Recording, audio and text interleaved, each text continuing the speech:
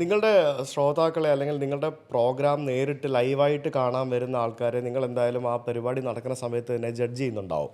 Like അവർ ഏത് ഫീൽഡിലേക്കാണ് പോകുന്നതെന്നുള്ളത്.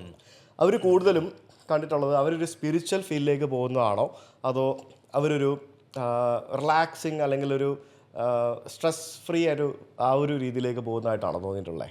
Mix രണ്ടും. അതായത് സ്പിരിച്വൽ അൾട്ടിമേറ്റ് എൻ്റെ ഒരു തിങ്കിങ് ആണ് അത്. ചിലരിന്ന് കരയുന്നുണ്ടാവാം, ചിലരിന്ന് സന്തോഷിക്കുന്നുണ്ടാവാം, അല്ലേ? പല രീതിയിലുള്ള. എനിക്ക് നമ്മളെ പാട്ടുകൾ കേൾക്കുമ്പോൾ എനിക്ക് ഏറ്റവും കൂടുതൽ ആൾക്കാർ എനിക്ക് ദിവസവും വരുന്ന മെസ്സേജസ് പേഴ്സണലി അത് താങ്ക്ഫുൾ ടച്ച് അത് ഞങ്ങൾക്ക് ഡെലിവർ ചെയ്യാൻ പറ്റുന്നത് തന്നെ, അല്ലെങ്കിൽ അത് ഞങ്ങൾ പ്ലാൻഡ് ആയിട്ട് ചെയ്യുന്ന കാര്യമല്ല. ആൾക്കാർ ഡിപ്രസ്ഡ് ആയിട്ടുള്ള ആൾക്കാർ ഇപ്പം ഇന്ന് വരുന്ന തൊട്ട് മുന്നേ ഒരു പ്രഗ്നൻ്റ് ആയിട്ടുള്ളൊരു ഒരാൾക്ക് ഒന്ന് അതിന് ഡെലിവറിക്ക് മുന്നേ എന്നെ ഒന്ന് കാണണം, ദുബായിലുള്ള ഒരാളാണ്, എന്നെ ഒന്ന് കാണണം എന്ന് പറയുന്നു. അവർക്കുള്ള കിട്ടുന്ന സമാധാനം, അതുപോലെ ലൈഫിൽ ഭയങ്കരമായ സ്ട്രഗിൾ, കുട്ടികൾ മരിച്ചുപോയ ആൾക്കാർ, അപ്പം അവർക്കൊക്കെ കുറേ കാലമായിട്ട് ചിരിക്കാനേ ഒരു സന്തോഷമേ ഇല്ല. അവസാനം അവർക്ക് സന്തോഷം കിട്ടുന്നത് ഞങ്ങളുടെ പാട്ടുകൾ അവർക്ക് കേൾക്കാൻ തുടങ്ങിയത് തൊട്ടാന്നൊക്കെ പറഞ്ഞുള്ള മെസ്സേജസും കമൻസും, ഇങ്ങനെ ധാരാളം മെസ്സേജ് എല്ലാ ദിവസവും വരുന്നത്. ഇത് ശരിക്കും ഒരു വണ്ടറായിട്ടോ മിറാക്കിളായിട്ടോ നമ്മൾ ചെയ്യുന്ന എന്താ നമ്മൾ അറിയുന്നില്ലല്ലോ. അതായത് നമ്മളൊരു പാട്ട് പാടുന്നു, എൻജോയ് ചെയ്ത് പാടുന്നു, പക്ഷെ ആൾക്കാർക്ക് കിട്ടുന്ന റിസൾട്ട് നമുക്കത് തിങ്ക് ചെയ്യുന്ന, നമുക്ക് വിചാരിക്കുന്നതിൽ അപ്പുറമാണ്. അപ്പോൾ അതിൻ്റെ റിസൾട്ടാണ് അവിടെ ആൾക്കാർ അത് ഞങ്ങളെ ഒന്ന് കാണണം. അപ്പം ഇപ്പോൾ ഇവരൊക്കെ നമ്മളോട് പേഴ്സണലി ഭയങ്കര കണക്റ്റഡാണ്, കണ്ടിട്ടില്ലെങ്കിൽ പോലും. ഇവരുടെ ഒന്നെങ്കിൽ ഞാനൊരു ചേട്ടനായിരിക്കാം, അവരുടെ അനിയനായിരിക്കാം, അവരുടെ ഒരു കുടുംബത്തിലൊരു മെമ്പേഴ്സാണ്. ഞാൻ മാത്രമല്ല, ശ്രീലാലും അല്ലെങ്കിൽ ഇപ്പം ഞങ്ങളെ മൃദംഗം വായിക്കുന്ന ഉണ്ണിക്കുട്ടനാണെങ്കിലോ വയലിൻ വായിക്കുന്ന ആൾ, എല്ലാവരും അവരുടെ കുടുംബത്തിലെ മെമ്പേഴ്സാണ്. അപ്പോൾ അവിടെ വന്നിരിക്കുമ്പോഴത്തേനും അവരുടെ ഫീലെന്ന് പറയുന്നത് അവർക്ക് കുറേ കാലമായിട്ട് സോഷ്യൽ മീഡിയയിലൂടെ കൊടുത്തിരിക്കുന്ന റിലാക്സേഷൻ കൊടുത്തിരിക്കുന്ന ആൾക്കാർ അവർക്ക് നേരിട്ട് കാണുമ്പോൾ അവർക്ക് അവരുടെ ഒരു ഭയങ്കരമായൊരു ഹാപ്പിനെസ്, ഈ പറഞ്ഞ സന്തോഷം കൊടുക്കുന്നുണ്ട്. അതെനിക്കറിയാം. സ്പിരിച്വാലിറ്റി ഡെഫിനറ്റ്ലി ഉണ്ട്. സ്പിരിച്വാലിറ്റി നമ്മൾ ഡെലിവറി ചെയ്യേണ്ട ഫാക്ടറാണല്ലോ കാംനെസ്സും സമാധാനവും സന്തോഷമൊക്കെ, അല്ലേ?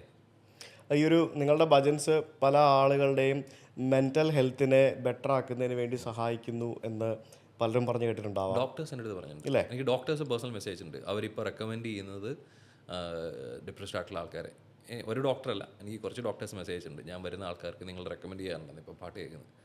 അതൊരു ഡോക്ടർ വാലിഡേഷൻ എന്ന് പറയുമ്പോഴത്തേനും അതൊരു ശരിക്കും മെൻ്റൽ ഹെൽത്ത്, അതേപോലെ തന്നെ ഇമോഷണൽ ഹീലിംഗ്, പല എനിക്ക് മെസ്സേജുകൾ പണ്ട് വരാറുണ്ടായിരുന്നു. നിങ്ങളുടെ യാത്രാ വീഡിയോകൾ ഞാൻ ഇമോഷണലി വീക്കായിരുന്ന സമയത്ത് കണ്ടിട്ടുണ്ട്, അല്ലെങ്കിൽ ഞാൻ ആത്മഹത്യ ചെയ്യാൻ വരെ മനസ്സ് ചിന്തിച്ചിരിക്കുന്ന സമയത്തൊക്കെ കണ്ടിട്ട് അങ്ങനെ. അപ്പം എൻ്റെയൊക്കെ ഒരു വീഡിയോ പോലെ അവർക്ക് അങ്ങനെ തോന്നിയിട്ടുണ്ടെങ്കിൽ കുറച്ചും കൂടെ ഒക്കെ ബെറ്റർ ആയിട്ടുള്ള ആ ഒരു ഫീല് വരുന്ന നിങ്ങളുടെയൊക്കെ ഈ ഒരു ഭജൻസും പാട്ടുകളൊക്കെ ആളുകൾക്ക് ഏതൊക്കെ രീതിയിൽ ഇൻസ്പയർഡ് ആയിട്ടുണ്ടാവും ഞാനിപ്പോൾ ആലോചിക്കുന്നത്. അതെ. അല്ല, അതൊരു ദൈവാനുഗ്രഹം. അതിൽ വേറൊന്നും പറയുന്നില്ല. കാര്യം നമ്മളത് അറിഞ്ഞുകൊണ്ട് ചെയ്യുന്നല്ലോ, നമ്മൾ പ്ലാൻഡ് ആയിട്ട് നമുക്ക് ഒരാളെ ഹീൽ ചെയ്യണം എന്ന് വിചാരിച്ച് ചെയ്യുന്നൊന്നുമല്ലോ. അത് നാച്ചുറലി സംഭവിക്കുന്ന കാര്യമാണ്. അതെനിക്ക് തോന്നുന്നത് നമുക്ക് അതിനോടുള്ള ഇഷ്ടം കാരണം നമ്മൾ ചെയ്യുന്ന കാര്യത്തിനോട് നമ്മൾ ഭയങ്കര സന്തോഷത്തോടെയാണ് ചെയ്യുന്നത്. ആ സന്തോഷം അവരിലെത്തുന്നു. നിങ്ങൾ ടിക്കറ്റഡ് പ്രോഗ്രാംസ് നടത്തുമ്പോഴത്തേക്കും നിങ്ങളുടെ ഏറ്റവും കൂടുതലായിട്ട് വരുന്ന ഓഡിയൻസ് ഏത് ടൈപ്പ് ആൾക്കാരാണ്? മീൻസ് നേരിട്ട് കാണാൻ വരുന്നത് ഏജ് ആണോ ചോദിക്കുന്നതോ അതോ ഏജ് വൈസും അല്ലാതെ? ആക്ച്വലി മിക്സാണ്. നമ്മളുടെ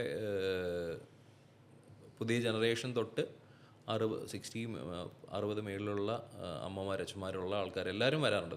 നമ്മളെ യൂട്യൂബ് റേഷ്യോ നമുക്കറിയാമല്ലോ. നമുക്ക് ഏകദേശം കറക്റ്റ് സ്കാറ്റേഡ് ആണ്. നിങ്ങൾ നേരിട്ട് കാണാൻ വരുന്നവരിൽ ഇതേ സെയിം മിക്സ് തന്നെയാണ് വരുന്നത്, അല്ലേ? അത് തന്നെ. അതായത് ഒരു ജനറേഷനെ മാത്രം അല്ലെങ്കിൽ ഒരാൾക്കാരെ മാത്രമല്ല ഞങ്ങൾ ഇൻഫ്ലുവൻസ് ചെയ്യുന്നത്, അല്ലെങ്കിൽ നമ്മൾ പാട്ടുകൾ ഇൻഫ്ലുവൻസ് ചെയ്യുന്നത്.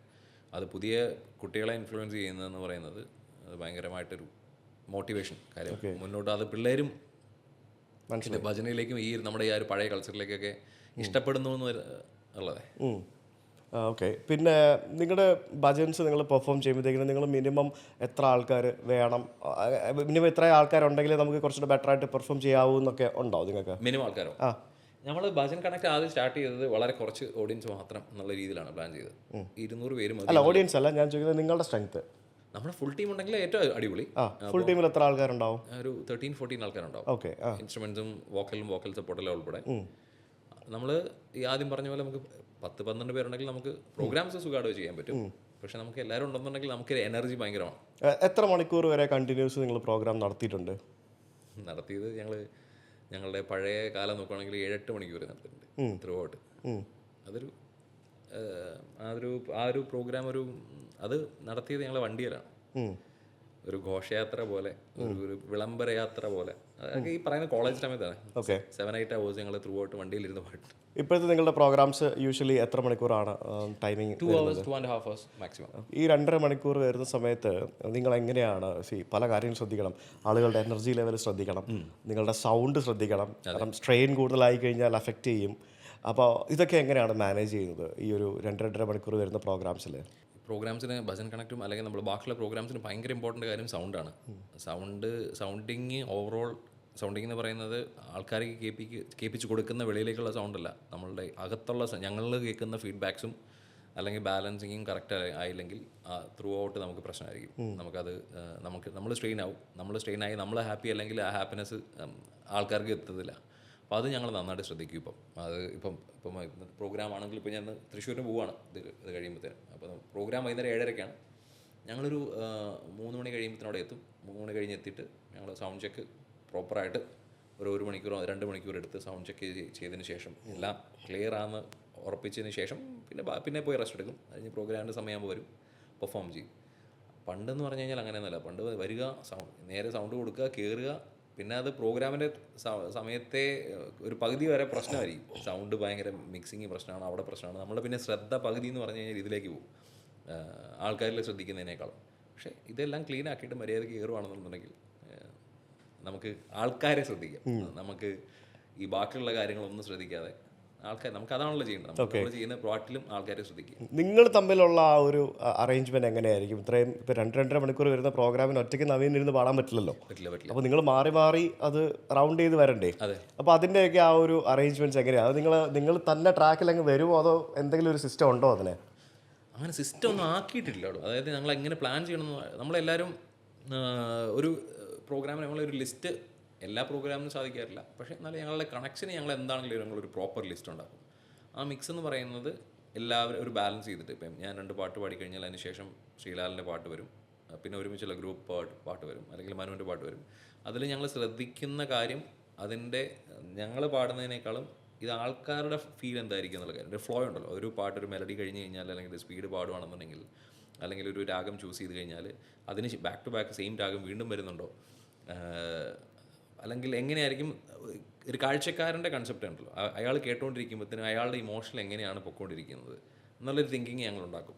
അപ്പോൾ നമ്മൾ ഇത് കഴിയുമ്പോഴത്തേനും കുറേ നേരം ഭയങ്കര സ്ലോ പാടിക്കഴിഞ്ഞാൽ അയാൾ ഭയങ്കര ഡൗൺ ആയി പോകുമല്ലോ. അപ്പോൾ എന്താണെങ്കിലും കുറച്ചുകൂടി ഡിഫറെൻ്റ് ആയിട്ടുള്ള പാട്ട് അതിൻ്റെ ഇടയ്ക്ക് കൊടുക്കണം. അങ്ങനെ മിക്സ് ചെയ്യും. ആ ഒരു ഇമോഷൻ ഞങ്ങൾ എപ്പോഴും തിങ്ക് ചെയ്യും.